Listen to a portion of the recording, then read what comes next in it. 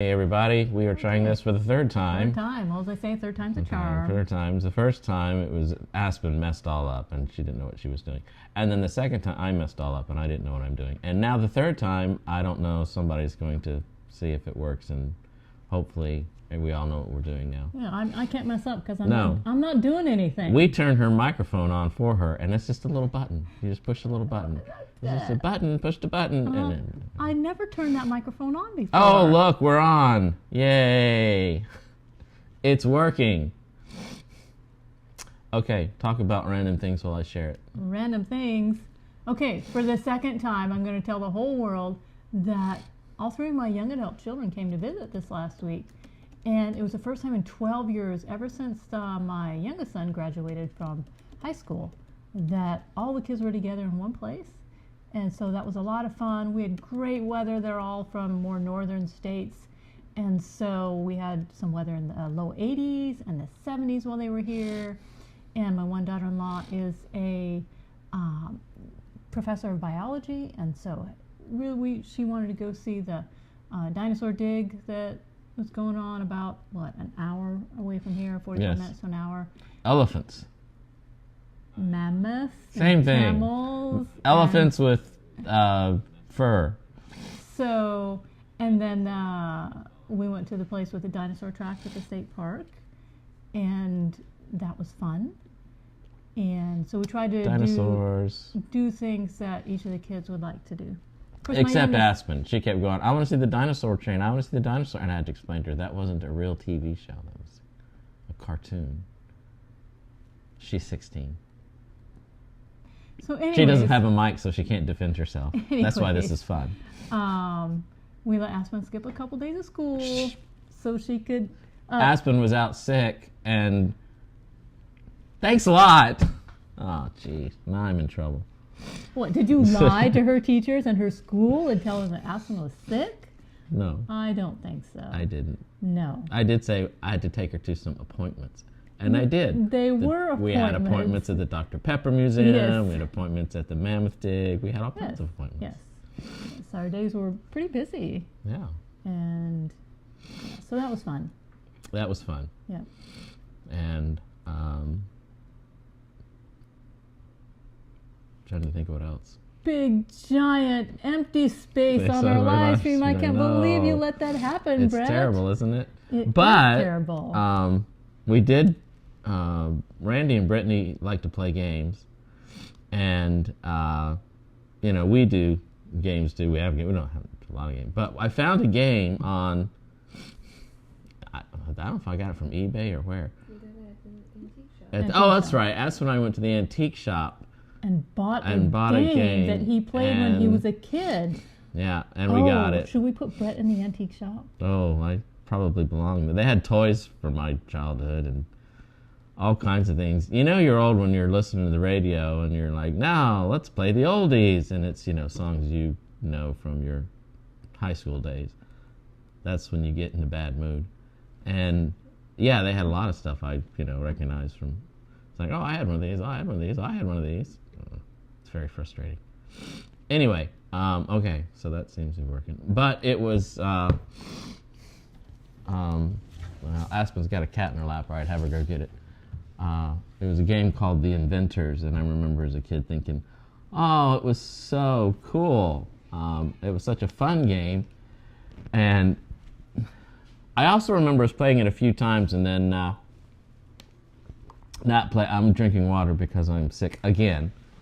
I'm not sick again. She never gets sick. Yet. I get sick all the time, and she never gets sick. No. I think I'm making the rounds with the three diseases are, if you've read that, there's the COVID, the new COVID, there's the flu, there's RSV, and I think I'm just taking turns, thank you, Aspen, taking and getting them all. Anyway, The Inventors, woo! It was a fun game in my childhood, and we got one at the antique store, and it was funny because like a few months ago, I had thought of it for some reason, and looked online, and they don't sell it anymore. You can't find it anywhere. And I wondered why, because it seems like it's such a cool game. And it uses all these inventions from, way back in the day that, were actually real inventions. Well, while we have it out, I'll read some to you. And it's sort of like Monopoly. Instead of buying property, you buy inventions. And here we have the pounds away weight reducer, which I could probably use. And it's a mechanical masseuse. It envelops every contour of the body as it kneads the flesh with a twisting and distorting motion, a great pick-me-up. Oh, I think the automatic hat tipper would definitely be something I would have been interested in. Yes, the automatic hat tipper. Or Brett would have been interested in. Yes, because it's by slightly lowering the head, the mechanism under the hat enabled the hat to slip slightly forward, causing a most polite tipping of the hat action. Or if you're a thrill seeker, there was the parachute hat. Ooh. And that was a durable parachute firmly affixed to a hat. The invention was easy to don and worked well when worn with thick, elastic overshoes. I don't know what I think that was going to save you from falling off a cliff or something, but yes. So actual inventions that obviously never took off. And so we played it, and then I remembered why we didn't play it so much back in the day. It's a little complicated. That's took us a bit. I had to look up pictures of the instructions because they didn't have any in the box. And yeah, so we figured it out as we played. And at the end, we were like, yeah, that was fun, but I can see why they don't make it anymore. It's a complicated Monopoly game. So I think we've talked randomly enough that people know we're online now, so we can get started. Yeah. So hello. Thanks for joining us. Here's Miranda.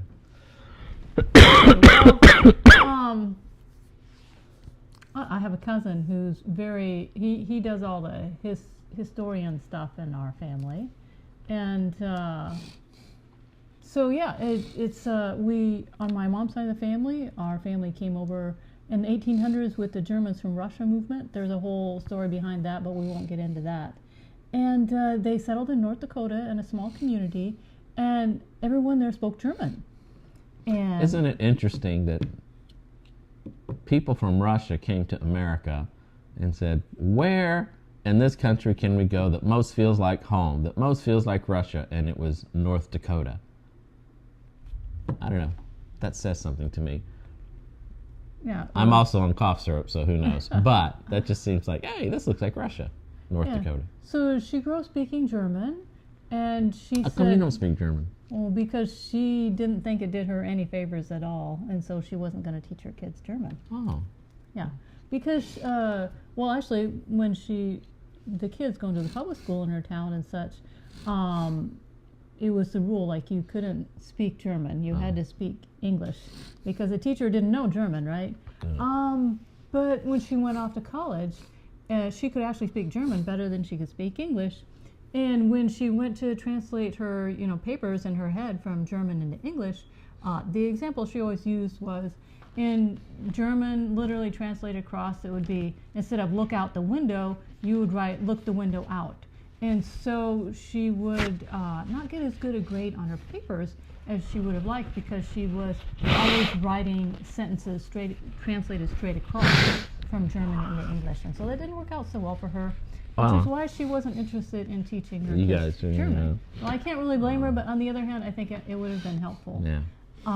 That's like, granted, I guess a lot of languages are like that. You know, like sign language would have been, and that would have been window, look out. And if you'd write in English, window, look out. But look out for the window. Yeah, look out for the window. Yeah, I'd be like, scared of the window. But it would have been nice to have learned, for you to have had German. But that's true. Probably, I could see how a parent would go, I'm not going to do that to my kid. Yeah, and so even though I think it was her grandparents that had come over from Germany, she still had a heavy accent herself her entire life that never really changed. Yeah, Aspen had her own struggles with her English.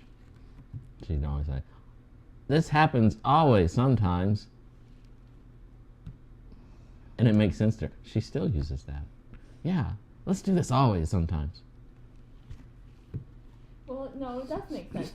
We should do this always as in every week, but not always as in all the time. So sometimes. So always every week, but sometime during the week. So we've enrolled her in therapy for these things she has in her head that just, it's like tornadoes.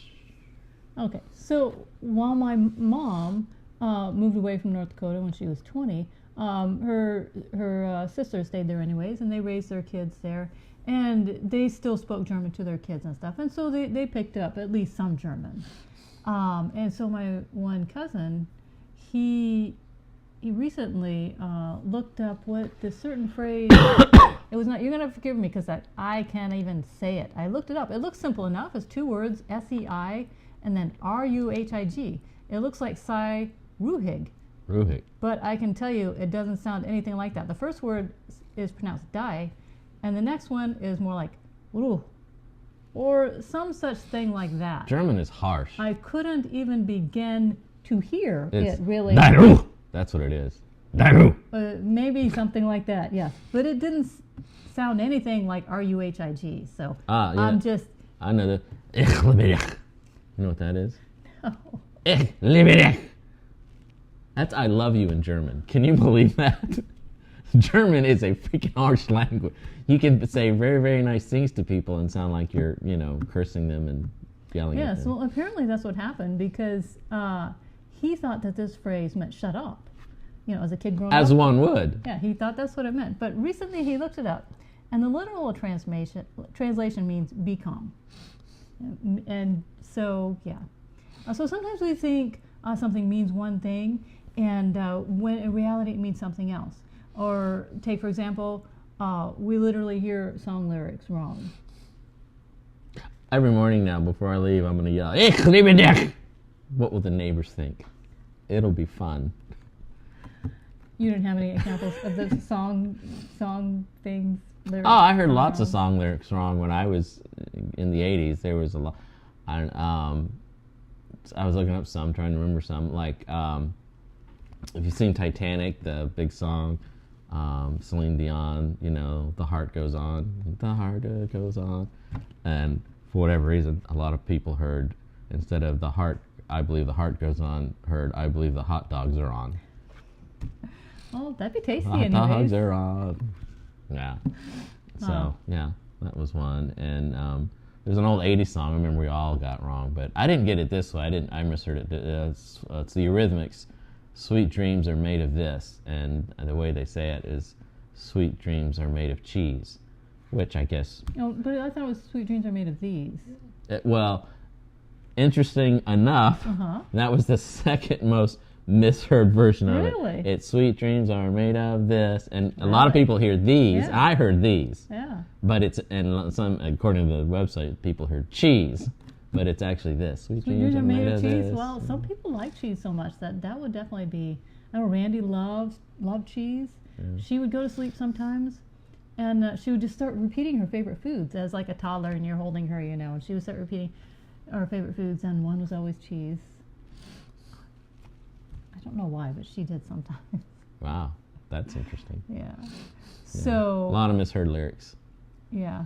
So before we get any further into what we're talking about today, the text of the day is Matthew 5:7. Blessed are the merciful, for they shall obtain mercy. And so we don't often think about it, but how do we obtain mercy? Or any of the gifts that God has to give to us? I don't know, Miranda. How do we obtain mercy? I'm here for support. Thank you.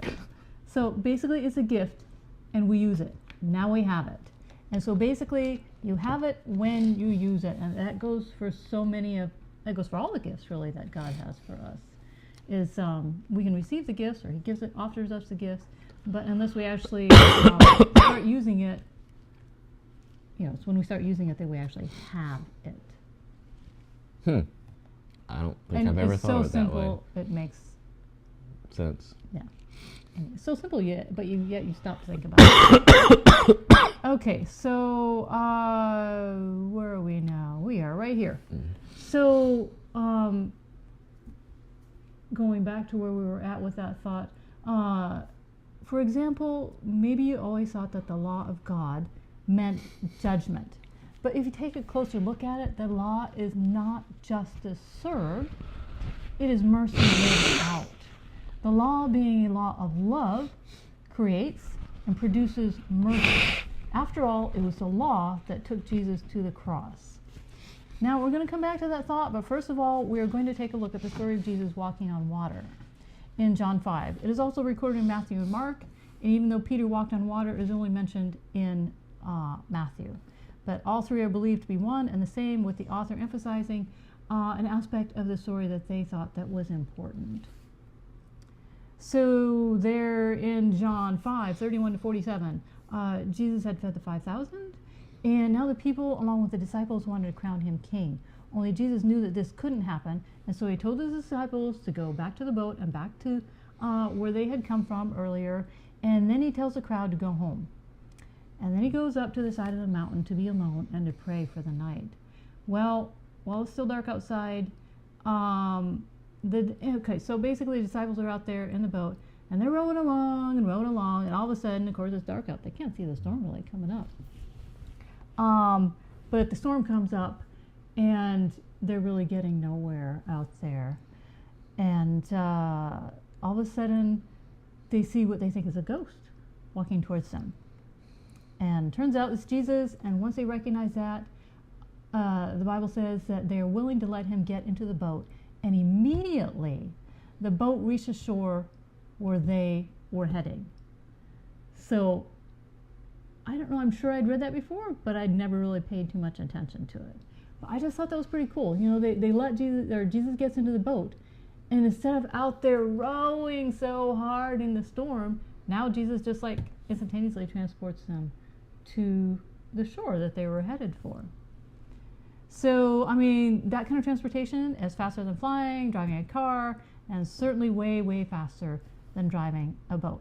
Okay, honestly, I kind of wish that, Aspen got transported like that from her bed in the morning to school, and in the process, her teeth get brushed, her hair gets done, she gets dressed, breakfast gets fixed, her lunch gets fixed and handed to her, and off she goes to school, boom, from our front door to hers, or from her bed to, her classroom, and, we don't have to drive her there. It's very, very short, but I was saying, you don't have to go through the parking lot and wait behind 10 other people to drop her off, and that sort of thing, right? I mean, what a great mode of transportation. I would like that. So many times, I'm going to draw an analogy here, okay? Feel free to drop in anytime, Brett. I should have let you tell the story. Yes, that's what I was waiting for. Why don't you tell the story? I had all kinds of things to say, but no, we're past that now. Would you like to tell your version of the story? No, we're done with the story. We're down to Aspen zipping to school, and yeah, here we go. Yes, well, Brett usually tells a story. I don't know why I told the story. So I'm ignored. not nearly as good a storyteller. I don't even know why I'm here now. I'm not nearly as good a Why storyteller. do I exist? Why? What is the meaning of life? We'll sign you up for therapy. Yes, I'll go after Aspen. Yeah. Okay. I'm saving it to the end, so. There. Okay. Yes, I'm sure you have a better rap than I put on here today. So okay, back to the analogy from this. Many times, I think we see Jesus there in the storm, and we say, wow, look at Jesus and what he can do. Wow, he's so strong. And yet, we keep on rowing, and we don't invite him into the boat, right? I mean, if the disciples didn't recognize Jesus, I guess they wouldn't let him in either. But because basically, they're out there in the storm and they see what they think is a ghost. That's kind of scary. Yeah. So, but so going back to the law. Use your words. Yes, I was using plenty of my words when I shouldn't have been with telling the story. But anyways, okay. So going back to the law, whether it's judgment or mercy. And when we see it as judgment, we keep on rowing the boat. We see Jesus, we know he's strong, we know he's there to help us, and yet somehow there's this disconnect in our brain and we keep on rowing the boat. Okay, well, the thing about rowing the boat ourselves is we feel as if we can see where we are going. When we let Jesus get in the boat, that's where it gets a little bit scarier. Now he takes us where he wants us to go. And living like that doesn't always appeal to us, sadly. Because we have these perfect little plans in our head that we think are so wonderful, and when in reality they do nothing for us except give us the illusion of control, while in reality setting us up for failure. I mean, while the disciples were out there rowing the boat in the storm, it felt like they were doing something. And yet they really weren't getting to the other side of the shore. It wasn't until Jesus got into the boat with them. It said they invited Jesus into the boat with them willingly. And that's the whole thing, is inviting Jesus into ours willingly, now being willing to allow him to work and take us to wherever he wants us to go, and not getting all tense and worried about that. So basically, the plans that Jesus has for us, we can't see until we invite him into the boat with us. And then I can imagine that we'll be just as amazed at how awesome those plans are as the disciples were when they invited Jesus into the boat and ended up from there in the storm rowing so hard to being immediately at the shore where they had originally been trying to go, and were unable to get there under their own power. And it was only by the mercy of Jesus that they were transported there without having to do any of the work themselves.